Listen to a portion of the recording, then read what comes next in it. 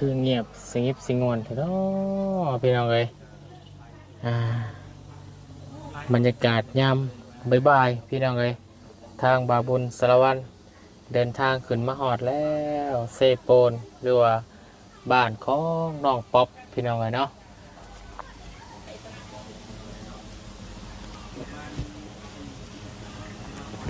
พี่น้องเอ้ยก่อนอื่นเด้อพี่น้องเด้อทางบาบุญสารวันขอกราบทักทายสบายดีพ่อแม่พี่น้องสบายดีหมู่เพื่อนกันบัดสุขุสุขคนเด้อพี่น้องเด้อสบายดีFCผู้ใหญ่ใจบุญบัดทุกท่านยินดีต้อนรับเข้าสู่ช่อง YouTube บาบุญสารวันมื้อนี้พี่น้องเอ้ยเนาะเอามื้อนี้ทางบุญสารวันกับพร้อมด้วยข่าวดีเนาะพร้อมด้วยข่าวดีของน้องป๊อปกับคือบาบุญแจ้งไปหั่นแหละเนาะแจ้ง FC ไป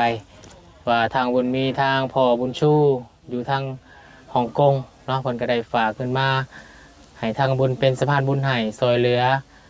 ครอบครัวน้องป๊อปเนาะนั่นคือการซื้อที่ดินอันดับแรกพี่น้องเอ้ยฝากขึ้นมา 23,000 บาทพี่น้องเอ้ยเป็นเงินกีบกะราวๆ15 ล้านกว่าๆเนาะ15 ล้าน640,000พี่น้องเอ้ยเพิ่นก็สิได้มาแจ้งเนาะทางน้องป๊อปให้เพิ่นได้รับรู้ได้ทราบนำกันเนาะแล้วก็พร้อมด้วยสิจัดซื้อดินในมื้อนี้เนาะบ่ฮู้ว่าทางน้องป๊อปเพิ่นได้ไปล่มกับในบ้านหรือว่าได้นัดหมายกับในบ้านหรือบ่หรือว่าจังใดเนาะถ้าผมก็สิไปถามเพิ่มเติมเพื่อกาเกียมเนาะให้มันเรียบร้อยจัดซื้อดินในมื้อนี้พี่น้องเพราะว่าถ้าว่าบ่ซื้อในมื้อนี้น้องป๊อปเพิ่นก็มื้ออื่นเพิ่นก็สิได้ไปเฮ็ดเวียกเนาะมันก็สิบ่ค่อยมีเวลาพี่น้องมื้อนี้เป็นวันอาทิตย์ผมน้องเพิ่นอยู่ก็สิได้จัดสรรซื้อที่ดินให้น้องเพิ่นพี่น้องเอ้ยเนาะ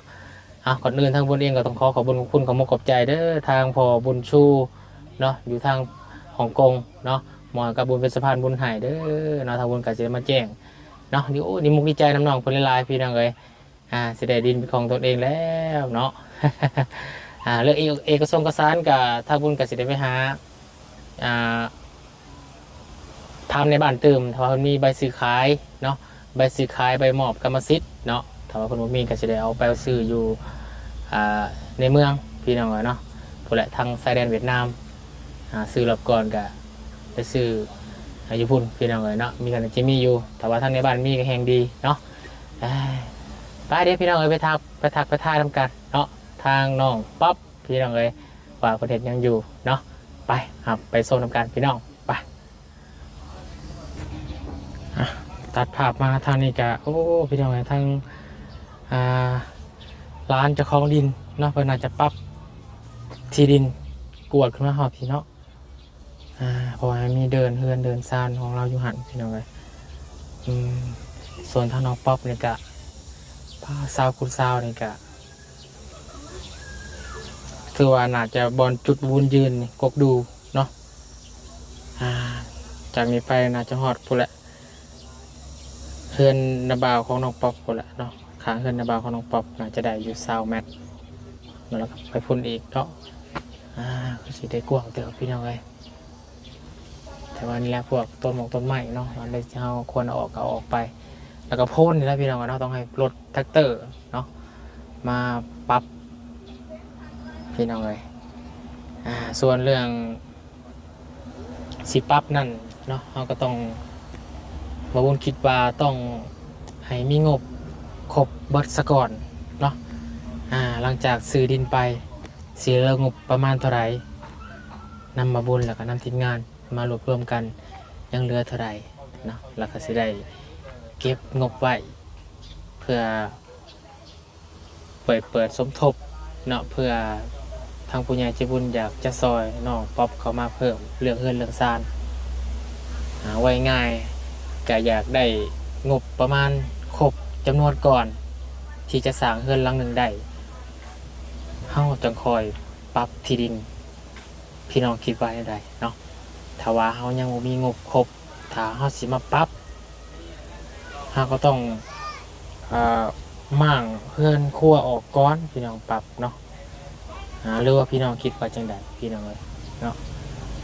ถ้าว่าเฮายังบ่มีงบครบถ้าว่าเฮามั่งไปแล้วก็ บางเทื่องบประมาณเฮาบ่พอกับการช่วยเหลือน้องเพิ่นนี่ก็มันก็สิได้เสียเงินครัวน้องเพิ่นไปพี่น้องเอ้ยเนาะเดี๋ยวจะคอยว่ากันปรึกษาหารือกันไปพี่น้องเอ้ยเนาะ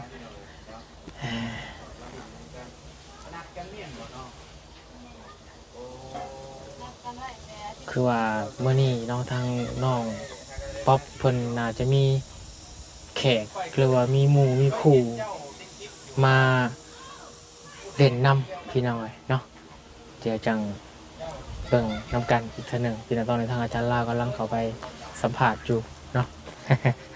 ที่ทางนาบ่าวน้องป๊อปสบายดีอ้าย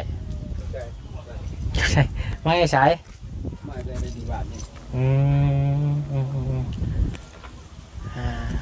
ทางเจ้าของดินเพิ่นอยู่บ่ได้เนาะอยู่แม่นว่าเพิ่นยืนอยู่แม่นว่าพุ่นน่ะน้องป๊อปเพิ่นนัดกลับในบ้านแล้วบ่ได้เนาะเพิ่นนัดกันแล้วบ่นางแบบบอกเขาเลยว่าให้เขานัดในบ้านเด้อน้าว่าไปนัดบ่นัดแล้วบ่นั่นแหละนัดเพิ่นจักโมงน้าบ่าวบอกว่าจักโมงนัดไว้3 โมง3 โมงเนาะโอเค3 โมงใครดอกมันบ่แดดอยู่นี่เนาะห่มอยู่เฮาวัดแท้เฮาว่าให้เปียกอ่ะมันห่มมันเงาอยู่จังสิได้มาเบิ่งนำกันพี่น้องเอ้ยมีทั้งในบ้านแล้วก็ลองในบ้านแล้วเนาะ2 คนเนาะแล้วสิมี3 คนนะพี่น้องเอ้ยมีเขาบอกใน4 คนบอกนี่บอก4 คนบ่โดยในบ้านสิกี่น้อยกับในบ้านอยู่บ้านเฮานี่กับห้องในบ้านกับหน่วยโอเค4 คนเพื่อมาเป็นสักขีพยานแล้วก็เซ็นทำทำการเพราะว่าจะมีใบซื้อขายหมอกรรมสิทธิ์มันจะมีทั้งในบ้านแล้วก็หัวหน้าหน่วยเนาะแล้วก็ทั้งในบ้านเพื่อนพี่น้องเลยเดี๋ยวมาเบิ่งนำกันชื่อว่ามันนี่เป็นมือดีมืองามเนาะคือว่าจำนวนกับครบซื้อดินให้น้องป๊อปคือว่าเรืออีกเนาะเรือกับห้างกันจะไว้เห็ดอย่างอื่นเนาะเดี๋ยวรุ่นบนกันเราพันสิได้สำได้ถ้าน้องป๊อปเนาะดีใจน้ำร้านป่ะดีใจแล้วร้านมีกับถ้าพอมีกันแล้วน้อยเอาจังว่ากันพี่น้องเลยโอเคเดี๋ยวบุญไปหาน้องป๊อปก่อนนะเด้อเอาแต่อะไรเด้อเอาพี่น้องเลยเนาะพี่น้องเลยส่วนกับบริษัทย่อยบริษัทธรรมดาเขียวขจีอยู่น้ำมันพริกมะพร้าวหรือว่ากระเตียวเนาะไปทักทายสบายดีทั้งน้องป๊อปพี่น้องเลยเพิ่นพากันเห็ดอย่างนี้หอมหุยมาแต่ไกลขอมาอีพี่คอยนี่พี่จิแมนได้กินแกงน้ำไม้แล้วมาจักพี่น้องเลยเนาะสบายดีสบายดีน้องป๊อปสบายดีห่วยมูมาเล่นน้ำบ่มาเนี่ยโธ่พี่น้องเลยมูไม่ทางใดนี่พี่น้องเนาะโอ้พี่น้องเลยกำลังแกงน้ำไม้มีแขกมาเยือนเหมือนพี่น้องเลยเนาะปกติเห็นเพิ่นจะอยู่ผู้เดียวงอมมื้อนี้เป็นวันอาทิตย์มื้อพักผ่อนมูแนะนำมูให้เบิ่งแน่ฮะว่าต้องเจ้าของแล้วต้องมันแนะนำเนาะเจ้าของเอื้อนก็ได้พี่น้องเลยเอาขออนุญาตยิ้มไม่เนี่ยใช่พี่เมื่อตั้มตากแดดบาดเนี่ยสวัสดีค่ะสวัสดีเธอหนึ่งเด้อใช้มูไม้ทั้งใดนี่พี่น้องเลยเนาะเอาเกิบก่อนคือคุ้นเลยเนาะคือคุ้นพี่น้องเลยเคยเห็นอยู่ใส่เนาะเคยเห็นอยู่ใส่เนาะพี่น้องเลยจอดตัวอย่างพากันเจออยู่บ่ลืมไปแล้วกระจักคุ้นเนาะน้องไม้ทั้งบ้านได้จ้ะอยู่บ้านดงบ้านโดยตะกู้หัวคำนี่นะมาแต่บ้านดงหรือบ่ดงนอกดงในดงในโดย คุ้นเคยเห็นอยู่ไสพี่น้องเอ้ย ถามเบิ่งเคยเห็นบ่ จำอยู่บ่แหละ คุ้นอยู่เนาะแต่ว่าบ่จื้อว่าเห็นอยู่ไส โดย แม่นน้องคนที่2-3 ปีที่แล้วบ่ที่ได้พ่อน้องเพิ่นอยู่บ่อนเกิดอุบัติเหตุแม่นบ่น้องบ่ ตามซอยบ่ แม่นบ่ โดย อ๋อที่บุญจือได้แล้วพี่น้องเอ้ยเนาะน้องเพิ่นเคยพ่อน้องเพิ่นเจอน้องเพิ่นอยู่สี่แยกอ้ายเพิ่นเกิดอุบัติเหตุขอโทษนะน้องเด้อแม่นบ่ โดย อ๋อบุญเคยพี่น้องจื้อได้บ่พี่น้องเอ้ยเนาะจื้อจำน้องเพิ่นได้อยู่บ่ที่ว่าทางบุญมาพร้อมทีมงานบุญกับตอนเข้าวงการใหม่ๆเนาะได้มาคืนมาซึ่งเมืองเซโปนแล้วก็มาเขตบ้านดงนี่ก็น่าจะเป็นครั้งแรกหรือเปล่าลูกบ่ฮู้ฮู้กันเนาะ โดย แต่พ่อน้องเพิ่นตอนน้องเพิ่นคือ บ่ได้ไปขัดฮะ เนาะเรื่องนั้นเนาะ แม่นบ่ ขอโทษนำเด้อเพราะว่า ที่เราเรื่องเก่าพี่น้องกันเนาะ บ่เป็นหยัง ยิบซี่น่าจะจื้อได้อยู่บ่เนาะแม่น้องยังก็ น้ำ น้องน้ำเนาะเป็นหมู่กันบ่นี่นะ โดยเป็นหมู่กันแต่ว่าเพิ่นสิเป็นรุ่นน้องค่อย เป็นหมู่กันเลยเป็นเอ้ยน้องนี่เนาะมันคือ เป็นหมู่ หน้าคล้ายๆคือกันแท้พี่น้องเอ้ย แม่นบ่ ปั้นฝาแฝดได้ 4 ได้ คน นี่ แล้ว นะ แม่นบ่4 คนแล้วได้ถักนี่ ฮะ 4 คนแล้วมาถักแม่นบ่ คือกันแฮงเนาะ โดย เป็นหมู่แต่ว่าเป็นแบบเป็นคนรุ่นเอ้ยรุ่นน้องเนาะ โดยค่อยสิเป็นรุ่นเอื้อยเพิ่นรุ่นน้อง แล้วมาเล่นน้ำกันมื้อนี้พี่น้องเอ้ย โดย โอ้ แล้วก็บ่ เป็นจังได๋ทางครอบครัวอยู่ดีมีแฮงบ่ โดย ทั้งแม่เพิ่นก็บ่เคยไปซอยกินทานน้ำในมื้อนั้นเนาะกับลุงจันทร์พี่น้องเอ้ยเนาะไปทานน้ำอยู่วัดเนาะ เจ้าเล็กเตียวฮะ คือว่าทางครอบครัวก็อยู่ดีมีแฮงน้องแม่ก็อยู่ดีมีแฮงเนาะ เจ้าเบียซั่นกะ อืม เจ้าเบียเตียวในแฮร์เลย มาแกงหน่อไม้ซอยกันมื้อนี้เนาะใส่ยังแหน่แกงหน่อไม้นี่ ปั้นนะฮะเอาไหม ใส่ให้ดูหนู ช่วย แล้วก็ นะ ใส่ พอ นี่ ดี อีก เข็ม เห็ดเค็ม ช่วยนะ บ่ได้ใส่หม้อบ่ บ่ใช่หมอใช่แกงแค่ใช้ค่ะ พอหยอกพี่น้องเลยเนาะป๊าดโถใกล้สิแล้วบ่น้องป๊อป ยัง หิวข้าวได้นี่ ถาแป๊บนึง ว่า โดย มาสิ ใส่ขออนุญาตเด้อขออนุญาตเบิ่งทั้งเทิงก่อนพี่น้องเลยว้าวดูบ้านเขาเตาอบ โดย อยู่นี่ใส่เสื้อ2-3 สั้นเนี่ยเอาไฟประมาณชั่วโมงนึงข้าวแล้วได้ก่อนนี่เนาะ โดยธรรมดา ผู้ใดไปหานี่ นี่เดี๋ยวเอาไหม อ้อย โดย ผู้ใดใส่นี่ ผู้นี้ หมู่คือกัน โดยเป็นหมู โอ้สามแม่ครัวมื้อนี้พี่น้องเอ้ย โดย สบายดีเด้อน้องเด้อหมู่มาทางไหนบัดผู้นี้ บานซะแล้ว บ้านซะแล้ว โดย ห่วยคือบ่เคยเห็นจักเทื่อข่อยก็อยู่บ้านซะแล้วนี่ห่วย2 ปีแล้วนี่พี่น้องเขาออกเนาะ ได้เห็นแล้ววันนี้ หันไปเครื่องหันเวียน ทางเข้าไปห้องเหียน เพื่อนหลังเก่าๆหัน อ๋อ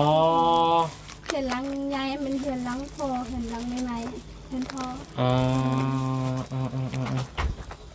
โอ้เป็นสามแม่ครัวมื้อนี้แกงหน่อไม้พี่น้องเอ้ย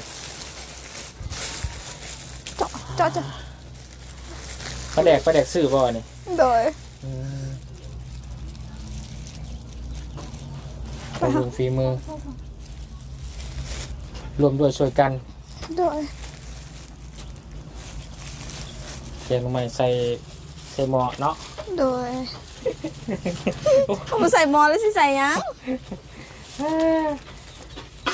ทั้งน้องป๊อปได้นัดในบ้านเรียบร้อยแล้วเนาะ โดยนัดแล้ว 3 โมงเนาะ โดย 3 หรือ 4 โมงพี่น้องเฮาจะได้นัดซื้อที่ดิน โดย พอดีแล้วหมู่ก็มาเป็นสักขีพยานนำกันเลยเนาะ โดย ซื้อดินซื้อดอนน้องน้ำพี่น้องเลยเนาะเดี๋ยวมาเป็นสักขีพยานเบิ่งนำกันแล้วก็มาแสดงความยินดีนำน้องน้ำเนาะโอ้พี่น้องเลยเพราะว่าบุญหนักคุ้นอยู่เนาะแต่จริงเพิ่นเคยเห็นเพิ่นอยู่3 ปีที่แล้วน่าจะ3 ปีที่แล้วเนาะ3 หรือ 2 ปี มันบ่ฮอดสาม มันบ่ฮอดบ่เดี๋ยวอุ่นขอลงหน่อย คนบ่ต้องพบโอ้ยเนาะคือมาแกล้งพี่คือบ่แกล้งเพื่อนเจ้าของ ยานเถื่อนล้มนะ อย่าเฮ็ดล่ม มันฮอด แล้วก็มันห่อนนำเพราะว่ายานควันแล้วบัดนี้ค่ะบ่มีบอลอยู่ อืมอืมเอาไว้ห่อนชับเนาะตอนนี้กับเวลาจักโมงแล้วพี่น้อง2 โมง 2 โมงครึ่งแล้วห้วยใกล้เด้นี่ 2 โมงครึ่งแล้วบ่ แม่น2 โม แต่ ง อี ครึ่ ก ง นิดนึงประมาณ แกงน้ำไม้ซุป พอดี 3 หรือ 4 โมงก็ได้ดอกเนาะตอนบุญซื้ออยู่เฮือนน้องนั่งน้อยกับ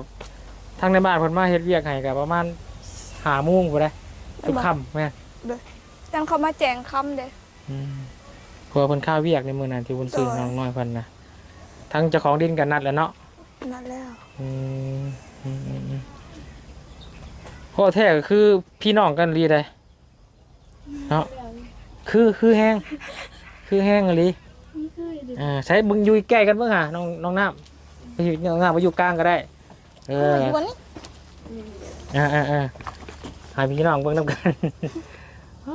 คือแห้งพี่น้องเลย แม่นบ่ เนาะช่วงโค้งหน้าอันเดียวกันเลย